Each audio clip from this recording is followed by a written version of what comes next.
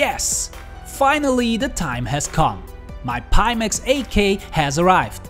For a lot of backers it will take some time, but for my part I will introduce you what you get, how it works and clarify whether the whole hype about this damn product from China is justified at all.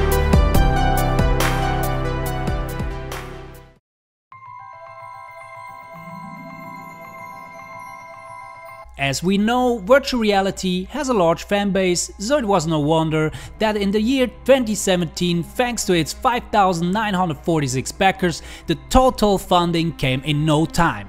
It was even surpassed. The originally required $200,000 advanced finally to over 4 million. That's more than 2,000%. The reason for this is simple. In the past, Pimax developed a VR headset that already had a high-resolution display, and what the company had planned for the new baby had always been a dream for any VR enthusiast. There were 3 versions to choose from: the Pimax 8K, the Pimax 5K and the limited Pimax 8KX, which would be developed later.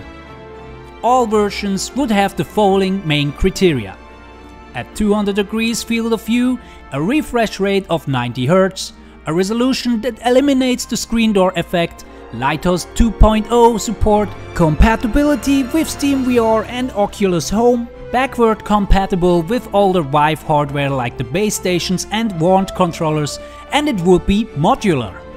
In addition, there were the respective goodies which were released after certain support sums: an additional face pad, audio headstrap upgrade, customized lens inserts, a cooling fan, a coupon for a future wireless module, backer selectable content and eye tracking.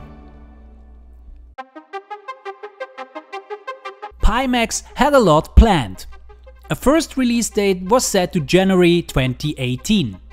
Later the first concept designs of the motion controllers followed, which were very similar to the Knuckles controller by Valve. Thanks to enough feedback, later it was even possible to vote as a backer for controller design with a thumbstick or a touchpad. As the release date approached, but Pimax was still busy with internal tests and trade shows of the M1 prototype, the hope of release vanished in the first quarter of the year. In April, Pimax presented the new controller designs, which got a thumbstick and a touchpad version by consulting the backers. In addition, the core design now consisted of a mix of Knuckles and Oculus touch controllers. With the shipment confirmation of the M1 prototype to 10 elected backers as beta testers in June, Pimax confirmed the postponement of release date indefinitely. With another M2 version sent to testers and later M2 backer meetups in just a few international cities, Pimax finally opened the door to some backers. For the most part, the opinions on the product shown were positive. Wow, really awesome, yeah. It's cool if you are coming from a normal headset. You just come out of the scuba diving goggles, and then you will have a wider FUV and it's quite impressive. The biggest issue, however, was the little brother of the VR glasses who got the name Pimax 5K Plus. The possibility to change 8K glasses to the 5K Plus glasses was in full mouth, and so it took no long before many backers who were allowed to try both versions decided to the 5K Plus. The quick knee-jerk reaction is that I would change to get the 5K, but I don't know why. I think the 5K is a better choice for me. But there were also those who swore allegiance to the 8K glasses. I'm for the 8K. You're sticking with the 8K? Yep.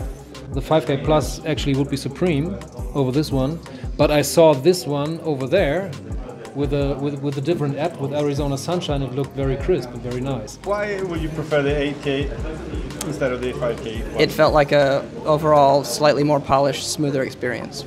Today we focus on the 8K version and take a closer look to it.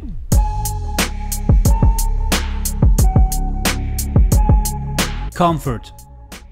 When you take it out of its card box, you notice the first strength of the Pimax 8K. The weight is incredibly low, although you would expect the opposite of its wide construction. Just about 510 grams measures the Pimax 8K and thus joins the low weight category of the VR glasses. However, this is necessary cause only the front area with the built-in screens ensures unbalanced hold on the head. The attached head strap does not promise the necessary even weight shift and creates a dropping impression. The VR glasses may not sit clean on the face and make it difficult to adjust and find the sweet spot on the picture. The side strap with Velcro can cut over the ears depending on the head shape and lead to unpleasant VR sessions. 2 optional deluxe head straps will be available at a later date, a standard version and a version with integrated audio headphones. Pimax AK backer will get the deluxe head strap for free. Until this happens, there is a possibility to bridge the time with the deluxe head strap of the Vive.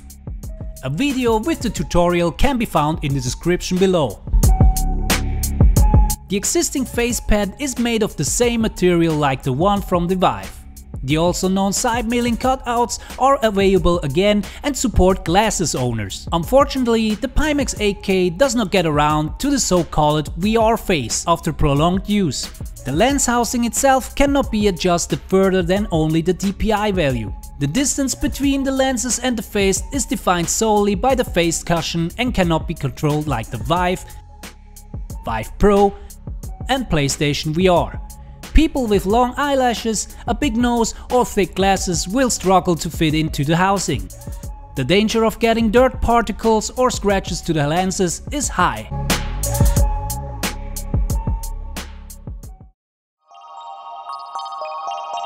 Processing.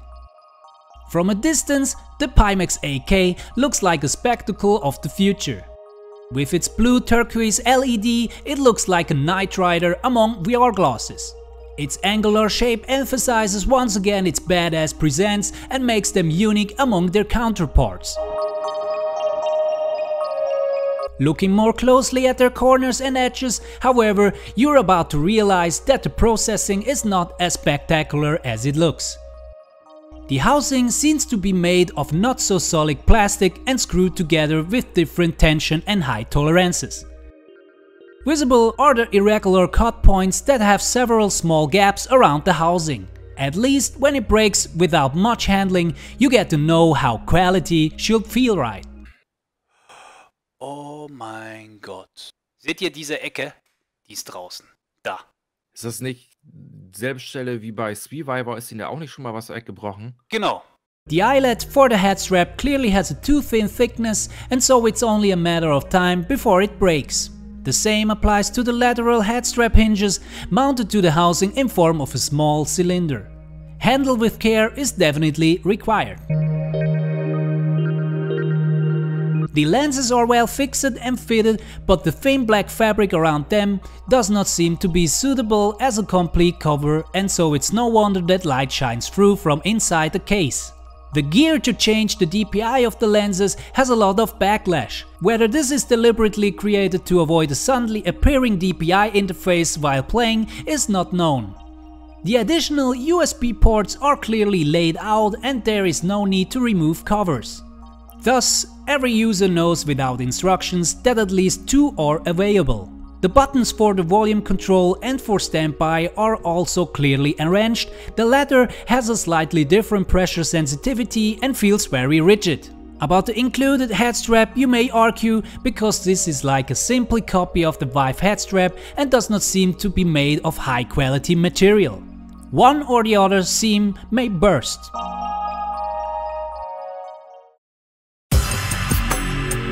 Modular construction. As far as the modular design is concerned, Pimax has already given much thoughts to prototype times. For the currently required headphones, the glasses have an integrated 3.5mm jack connection on the housing. A later appearing audio strap will then be able to attach to the case without any further problems. Furthermore, a USB-C port was installed at the upper and lower area of the housing, so the glasses can be extended many times with optional available modules such as forehead cooling fans, hand tracking or eye tracking. It's on Pimax and its third-party manufacturers how far the value of the AK can be increased. In any case, we can be curious what one of the other company will come up with.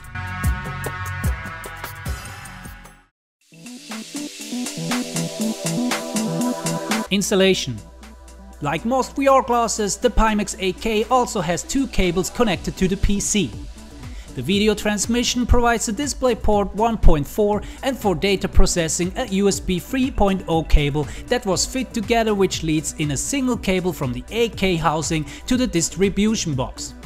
For sufficient power comes a power adapter which is connected to the distribution box. The base station of the Vive or the Vive Pro Complete kit serve as trackers. The base stations of the Pimax 8K with Lighthouse Tracking 2.0 will be added later and probably together with the controllers. The Pimax 8K software called PyTool has to be downloaded from the Pimax homepage and works in principle the same way as the Steam VR software, except that the room is not measured. Only the center of the play area and the floor is fixed. Required room boundaries must be created as usual via Steam VR software.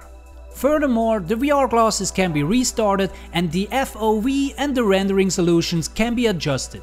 VR applications can be started directly from the PyTool library. Programs for Oculus or Steam automatically launch their VR service. For applications in which the image is not displayed correctly merged, the parallel projections option is available, which can be used in particular for 3D movies. Especially for movies without room tracking, you can deactivate the base station with one click without turning off the power.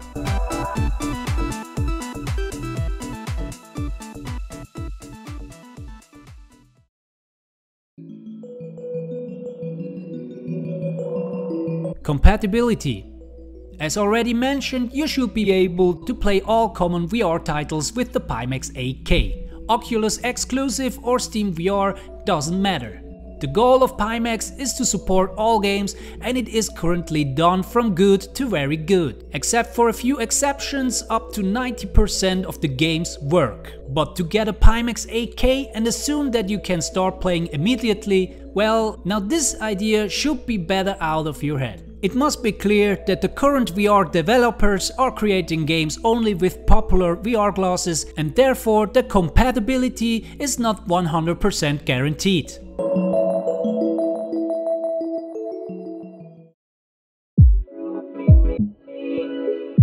Image quality and resolution.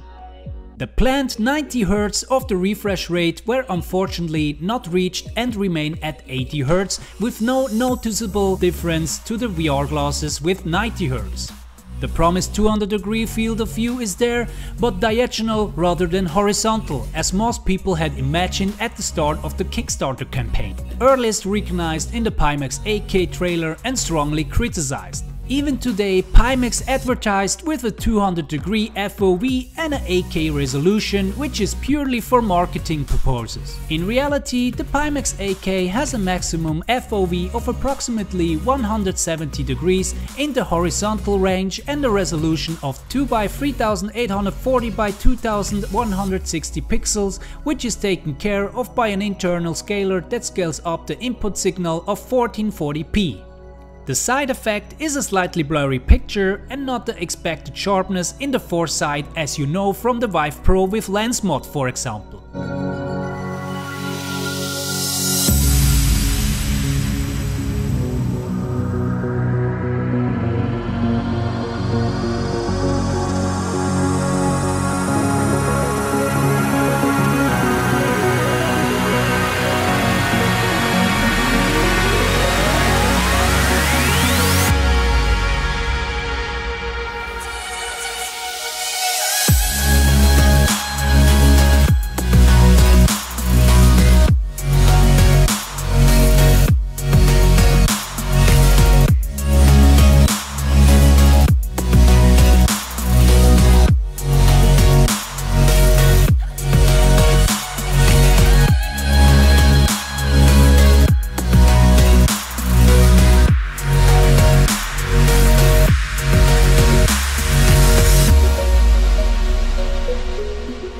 The multiple mention distortion does not stand out and has been greatly reduced since the last PyTool update.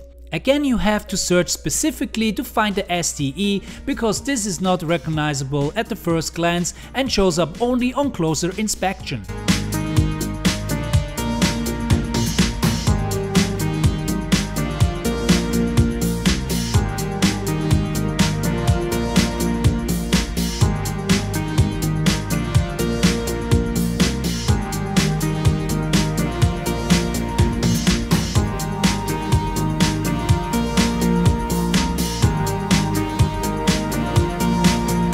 The known God rays are still there, but still minimized compared to the Vive and are no longer disturbing.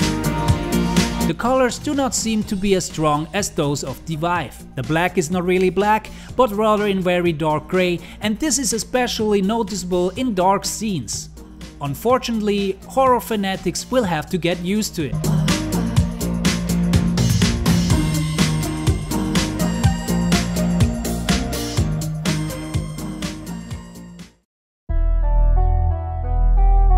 Field of view. With the PyTool software, a total of 3 field of view profiles can be set. Large with approximately 170 degrees, medium with approximately 155 degrees and small with approximately 125 degrees. Because the glasses consume performance in conjunction with different applications, Pimax let the user decide which field of view is best for their application. In other words, the 170 degrees are not always displayed fluidly, and a change to a lower FOV is inevitable, although it will be possible to set the render quality to a lower level, but then everything is very blurry and washed out. Finding a mediocre balance between FOV and sharpness is time consuming, and the whole experimenting with each individual application is soon sure to hit the corners. Especially if no single application profiles for changing and saving are available. Each new application may need to be readjusted. Moreover, at maximum FOV, the glasses do not render to appear certain objects unless they are within a certain radius of the lenses. The disappearance of popping up of these objects can be annoying at the beginning, and it feels like something moved in the corner of the eye.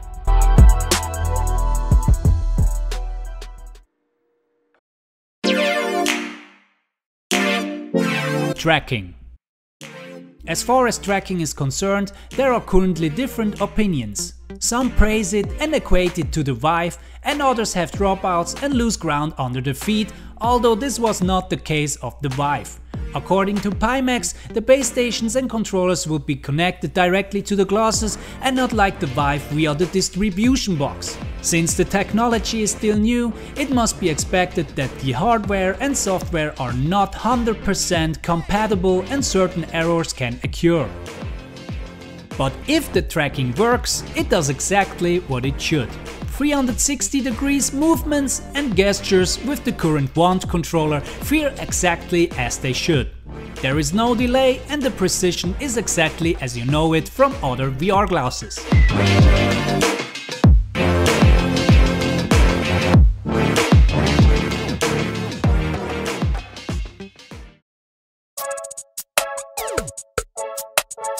Accessories. There are currently no accessories available for the Pimax AK, but a lot is planned. However, the most anticipated accessories are the motion controllers and base stations with Lighthouse 2.0 technology. Pimax is expected to provide both controllers and base stations at the same time when both are ready. The reason for this will be the incompatibility with the current wand controllers and base stations by the Vive. For VR fanatics who do not have their game area right next to the PC, among other things, Pimax will offer a 10-meter extension cable to get more coverage. Although the Headstrap should be completed in the meantime, the first batch will probably not be delivered until all backers have been properly supplied. A first hand tracking module has already been created for the test phase and will be probably available together with the Headstrap. What lies between the stars is the future wireless module, whose technology must first be properly developed. The amount of data of this size poses far greater challenges, and many of us already know what HTC and TPcast have offered us so far.